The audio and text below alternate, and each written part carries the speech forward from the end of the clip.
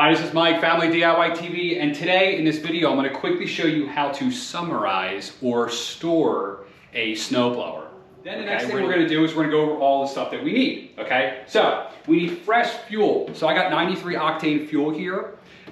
This was freshly filled about a week ago. And then I have kind of my working jug here of fuel. We're actually going to use this to empty the contents of this into that. So that's why we need 2 fuel containers. We need stable, okay? This is to stabilize the fuel so that it doesn't gum up over the summer. We need some WD-40, not really important, and then we need a rag or something like that. The last thing we need to make this job very simple, and I'll put a link to this down below, and I did this for years without something like this, is a pump, a transfer pump. So this will suck liquid out of one and dump it into another, AKA pull it out of here and dump it in here. There's other ways you can do this. You can actually just loosen the screw at the bottom of the carburetor and then let that drain into something, but it's really hard. You have to elevate the unit. And you know what, just spend the 15 bucks and buy a transfer pump like this and makes your life a lot easier. Before we mess with the actual engine, what we're gonna do is we're gonna go over the entire unit. We're just gonna make sure everything's working, everything looks good, that there's nothing that needs to be replaced. So, you know, because if it needs to be replaced, you wanna order it now so you have it for the winter. This one's actually fairly new, so there's nothing wrong with it. Nothing needs to be replaced. The other thing you wanna do is clean it. So go through the entire unit, clean the augers out, clean the chute out. You can actually spray all this down with a hose, no big deal. Let it dry, okay? Now that the unit is clean and it's ready to basically be stored, we're gonna winterize the fuel system, okay? So in this pump, this is where it comes in, and I wrote on mine, for some reason they don't mark it. This is in and this is out. Okay, so this part will go into the gas tank, and this side, so I will put that in there. All right, now I want to show you how easy this is.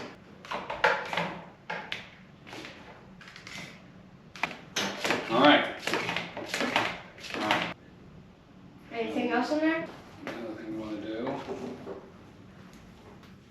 Okay, now that we emptied the gas tank, we need to start this and let it just run out of gas. Real simple.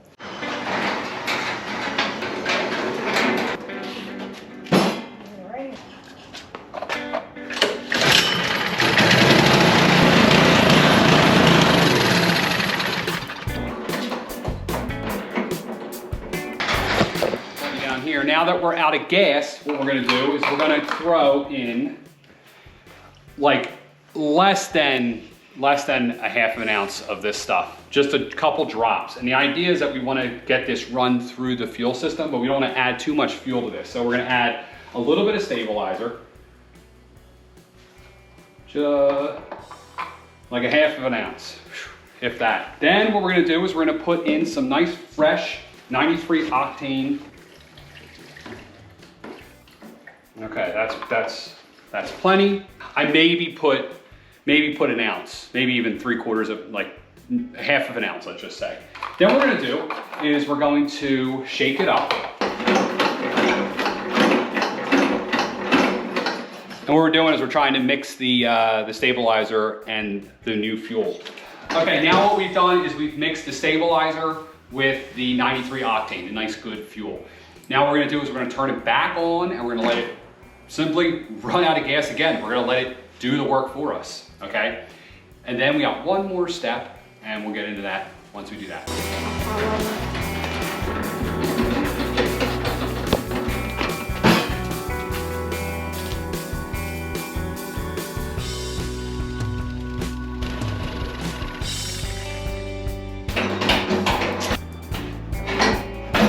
All right, now that it ran out of gas that had the stabilizer in it, essentially what you just did is you ran that stabilizer through the entire fuel system, coating everything and protecting it while it's in storage, okay?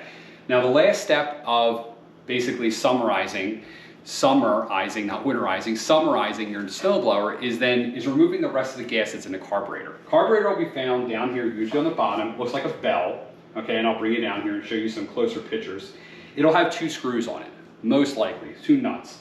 The one in the middle is, do not touch that. That's actually to take the carburetor off. You want to look on this, you want to undo the side one. That's actually the drain, okay? Now, just like an oil pan on a car, they never put these in a great spot. So you need to find some kind of something like this to collect the gas. There shouldn't be much gas in there because we ran this thing empty. Okay, so you just take your 10 millimeter. First, you gotta find your 10 millimeter. It's probably somewhere. And we're gonna just loosen this bolt just enough so that fuel starts flowing out. Not much fuel in there.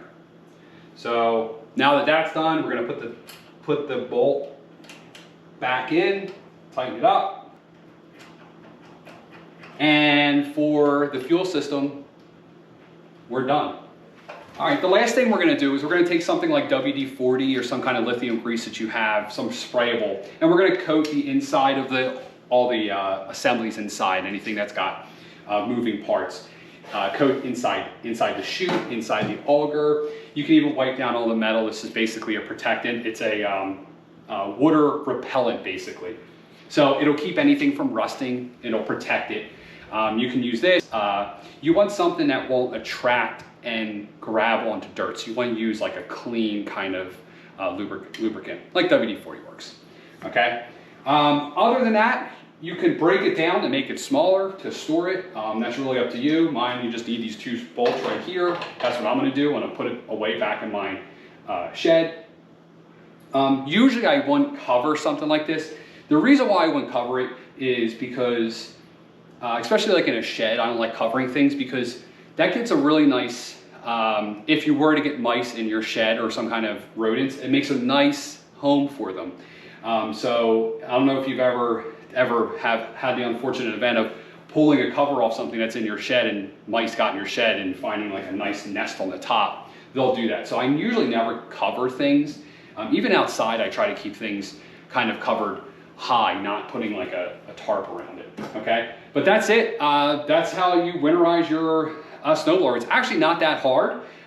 In the spring, there's some steps we need to do. I'll make a video on when I bring this out of hibernation. But I'm Mike from Family DIY TV. Please like this video. Please give me a subscription. I would appreciate that. And I'm out.